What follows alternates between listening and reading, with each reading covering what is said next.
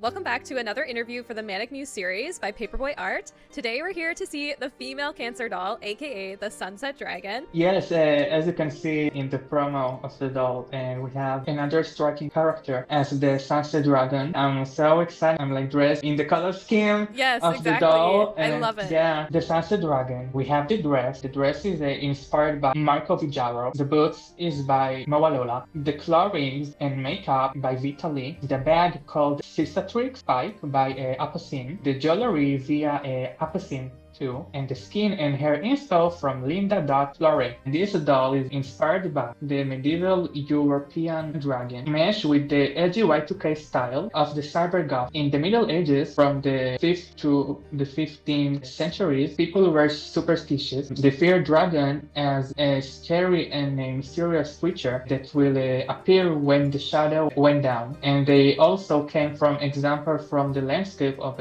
Transylvania or the fairy tale landscape that we all know, especially during sunset time. But today, gaming in the 2000s changed the character of the dragon to be a cool and a misunderstood guardian. And the Cyber Sunset Dragon style takes the vibe of the remixes, it by blending a historical medieval fashion with futuristic goth aesthetics. For example, the design combined medieval chainmail, leather armors, and heavy dragon scale dirt glowing, and with a touch of from heavy cybernetic gear and metallic spikes, aspire to be the new rebranding of the Rebel style. Well, first of all, I am your girl when it comes to Y2K. I love all Y2K, especially Bratz dolls, of course. I got a lot of my influence from Y2K, so I think that this is such a cool version of that with like the edgy Y2K cybergoth style. And I do see a lot of cybergoth in your other dolls too, so I hope that we see more in the future. I think when you lay back on reference from, like historical perspective or like a fashion archive from the past, like you really see that history repeats itself in the fashion creation. Or the dress inspired by Marco Viggiaro. The doll has a mini dress inspired by the print and fabric style of the faded spiky tattoos, but with red demon called Akaoni in Japanese. It was sewn from Japan art tattoo sleeve with patches technique and with one mesh black sleeve. What you can see at first glance, it's really simple, but really, I really like the style. I love it. What I first thought when I saw the dress, I thought it would be something Doja Cat would wear. Yes, I totally agree. The vibe of the character was really Doja Cat coded, especially in her Scarlet era. We have the top, like the semi-transfer top by Marco Viggiaro. I really like his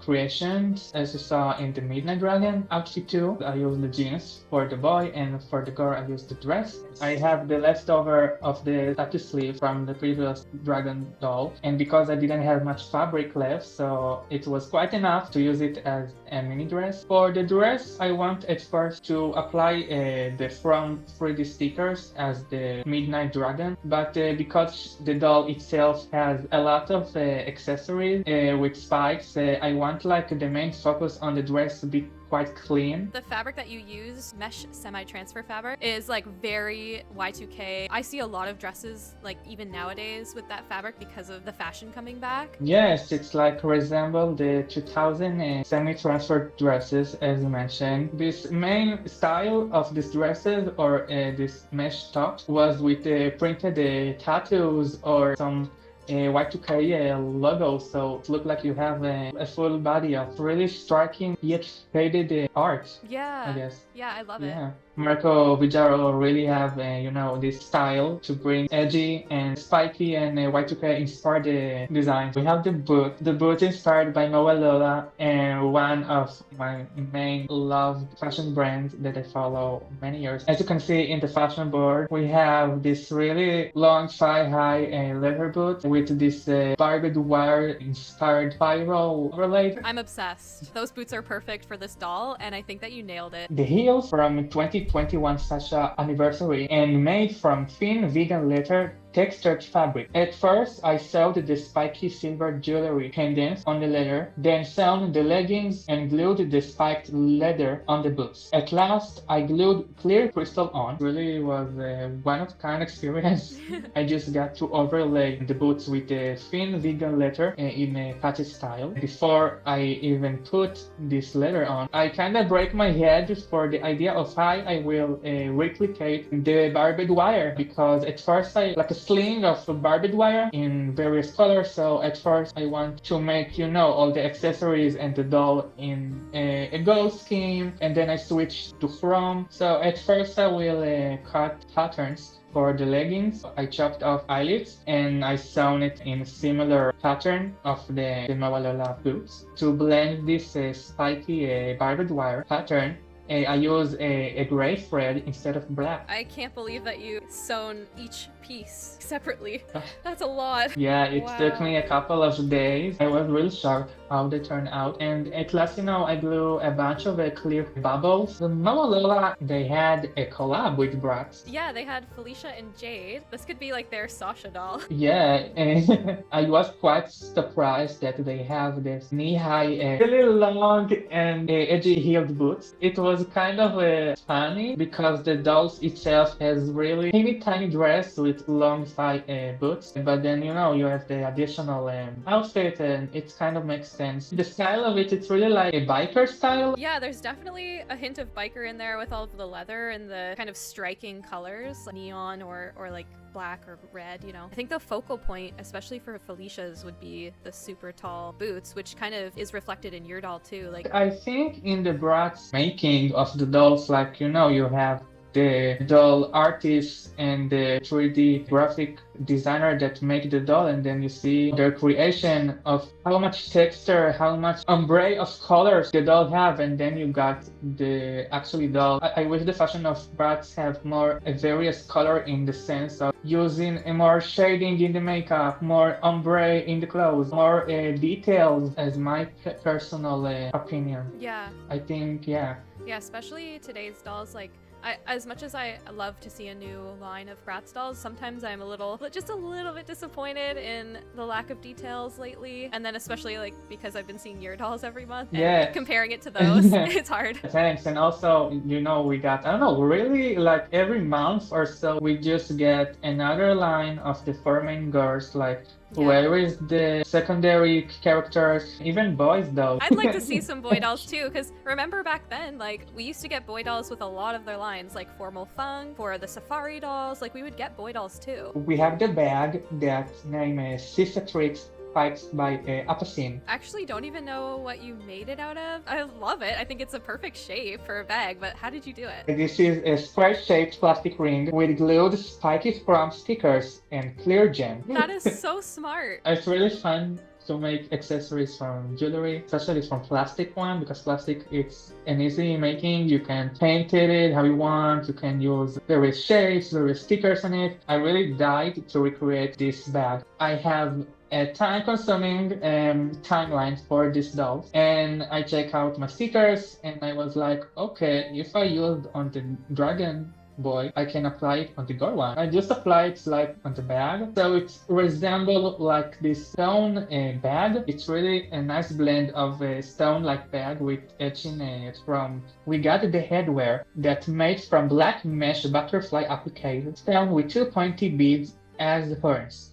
We have the jewelry via Apacine, like the earrings. So the earrings are a metal wings shaped wide ears with spiky silver hoop rings plus triangle pin earrings with blue 3D dragon stickers. We have the necklace also from Apacine. It just spiked metal rings as choker. We have the flame jewelry face from shaped flames pendants plus resin white teal flowers pins. We have the claw rings from Vitaly. They made from spiked pendants shaped as dragon claws. We have the belt and the sword. The belt is a silver chain with a metal fair pointed star with a sword pendant. And we have the wings. We have 2 sets of thick textured flames shaped pendants. I like that you tied in the horns, the same ones that you did for the male doll, to kind of give that extra Yes. dragon effect.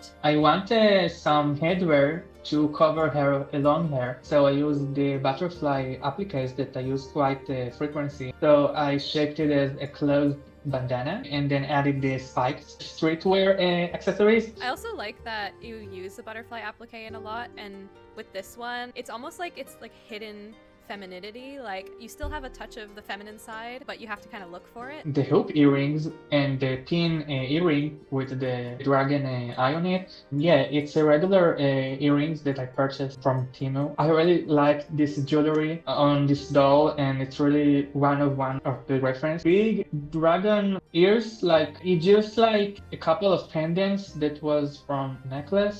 We have the necklace, a simple spiky ring. I really like this effect on her. As the previous doll, I used like Yori Datura reference for the flames in their mouth. In this girl doll, I use more refined and more swirly style. It was like actually from a pendant attached to a diamond heart pendant, and then I will attach it with a teal pearl and resin earrings in shape of roses. The contrast of the color scheme that is just black and silver. Just looking at the doll and then the fashion board, I can totally see, like, it seems like there's a main focus on jewelry this time, having a lot of chrome accessories and really making those like sharp edges. When I think of dragons, I always think they love to like collect all the gold coins and they're sitting on their pile Oh yes, of gold. sure. But in her case, she's collecting chrome. Yeah, she collecting from bitcoins.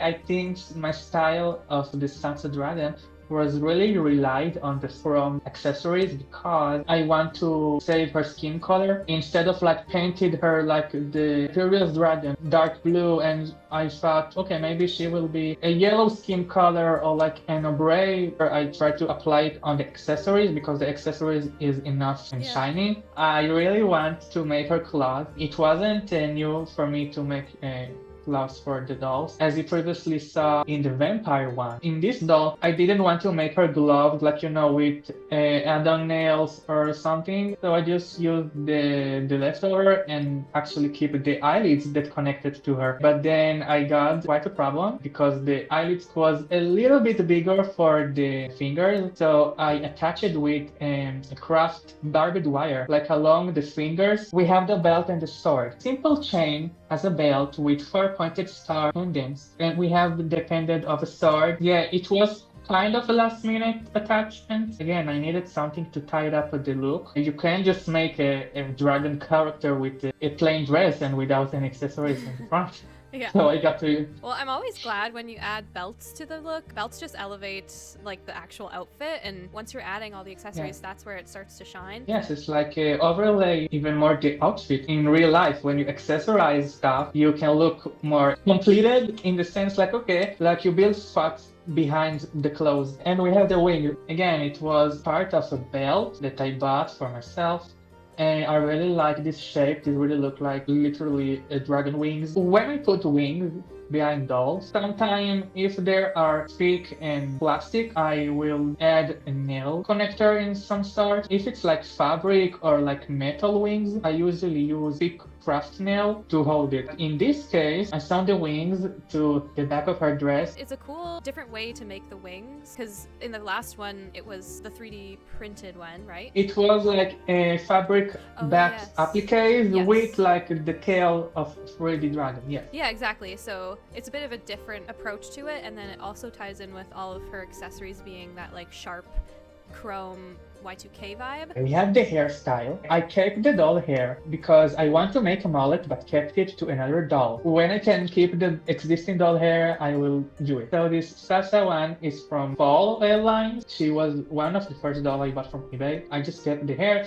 I trimmed it a bit, as you can see in the fashion board, like the model in the bottom with the dark skin color. When I just look at the picture, I said, okay, we need to make a Sasha as a dragon. So when I thought about the Sunset Dragon, I thought to myself, okay, if I play with the contrast, of the timing of the beautiful sunset that goes down, I need some good skin color. The Skin and Hair Inspo by Linda Duff Flore. I wanted at first to airbrush her skin to sunset ombre, but instead I kept the dress as the main focus and kept such skin color. And we have the makeup. The makeup mainly inspired by Vitaly. Vitaly, it's like a jewelry company I follow a couple of years ago and actually ordered some jewelry for myself. And as you can see in the fashion board, this short blonde hair model with this striking warm tone makeup, but I use the makeup as an inspiration, with barbed wire style eyebrows, strong gold stickers, and black hat eyeliner, plus added lashes. She painted with faded thin wine color eyeshadow and a bit of pearl blush, plus a teal blue dragon eye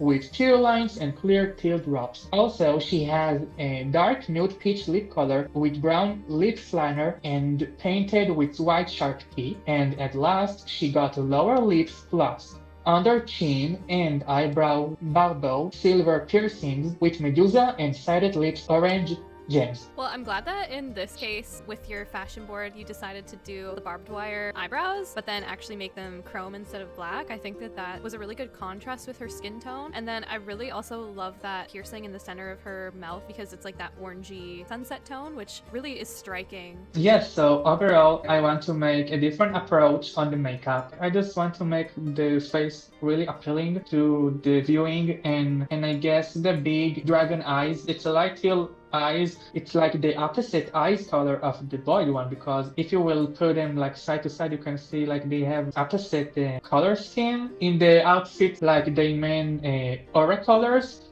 and in the eyes like they switching colors to the other. Also the piercing, I just love piercing on a doll. I don't really use much of piercings on the dolls. I really try my best not to bulk it up with piercings. In these dolls, I have this opportunity to go wild with the piercings, an eyebrow piercing, a lower lip piercing. We have the flames one that is definitely piercings for the dolls. At first, I want to paint her plain thin eyebrows, like the 2000 style. And then I want to paint like a barbed wire style because the model in the fashion board was an alternate makeup look. It's really blended with her face, and it don't look as bulky as I thought. So that was everything for the Sunset Dragon, aka the female Cancer doll by paperboi.art. Thank you again for showing us everything about this doll. I am like so obsessed with all the accessories you put on this one. It was amazing. So thanks for showing us, and I cannot wait for the next month's dolls. Thanks. I was over the moon and the sun in this